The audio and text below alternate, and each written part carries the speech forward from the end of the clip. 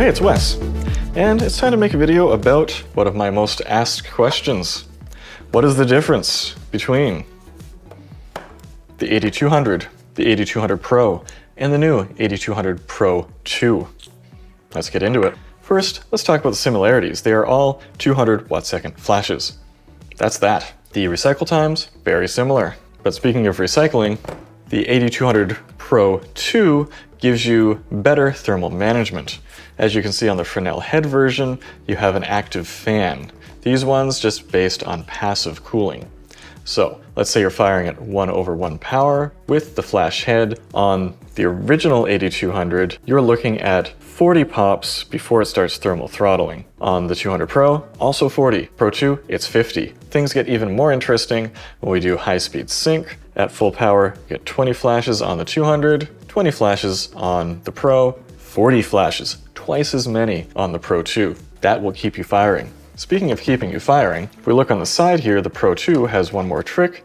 You can plug it into an external power pack, so although you get tons of battery life on this guy, you get even more by having the external power pack, which you can hot swap very easily. If we come around to the back here, you'll see we have some differences in the screens.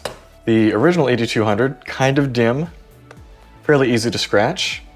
The 200 Pro, a little bit brighter, a little more scratch resistant. You have the Pro 2, you can set this very bright and is made of glass. It is very scratch resistant. Very nice. Not a touchscreen though. If we look at the side here, we have an on-off switch that broke for a lot of people, never did for me, and a USB micro B port on the 200. You have a much more solid on-off switch on the 200 Pro and a USB-C port for firmware upgrades. This one, you have a soft switch that you have to hold down. Not a big fan of that. And again, a USB-C port for firmware upgrades, no charging.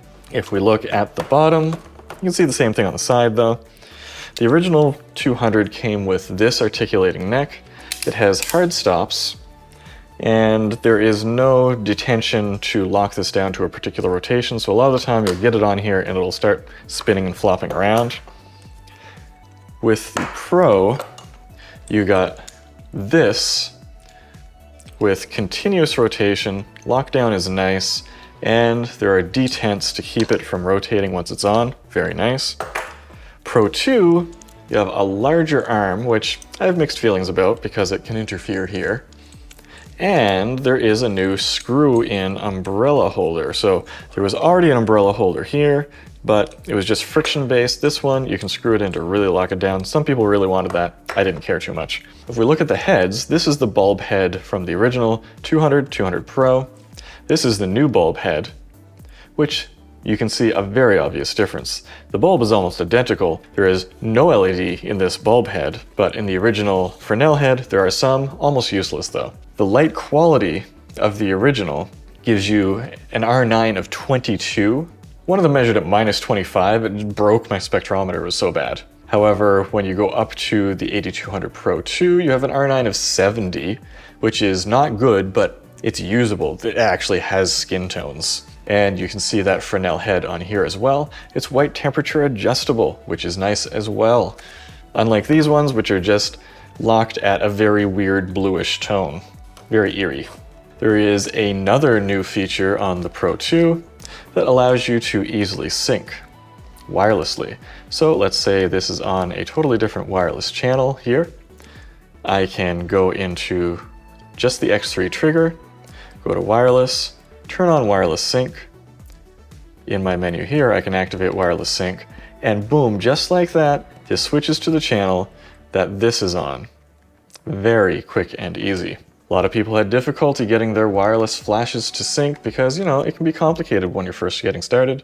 This takes the complication out. So the 200 Pro has a color stable mode.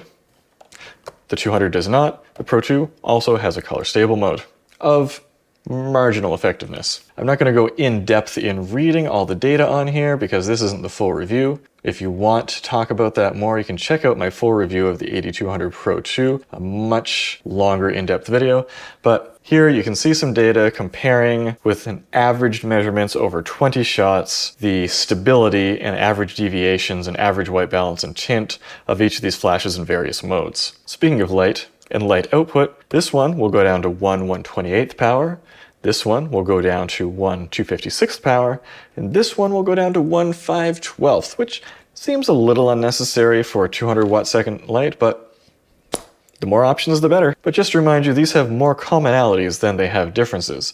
Again, these are all 200 watt second lights. They're going to produce the same amount of lights and give you very similar results. Essentially, it's just matters of usability and build quality.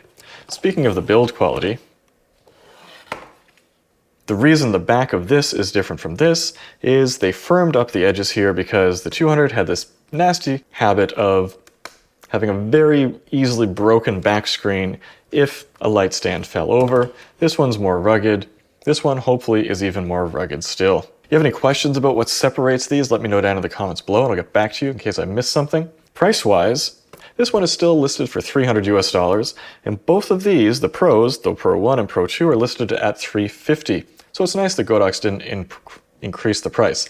I suspect that there is another price change coming soon, or one of them might be discontinued, but that hasn't happened yet. So overall, we have very minor incremental improvements between all three of these, but the Pro 2 is a nice, well-rounded product with more advanced features that let you do more for just a tiny bit more money. If you want to pick up any of these, there's going to be links down in the description below to help support this channel and feed my fat cats. Until next time, which one? Let's go take some photos.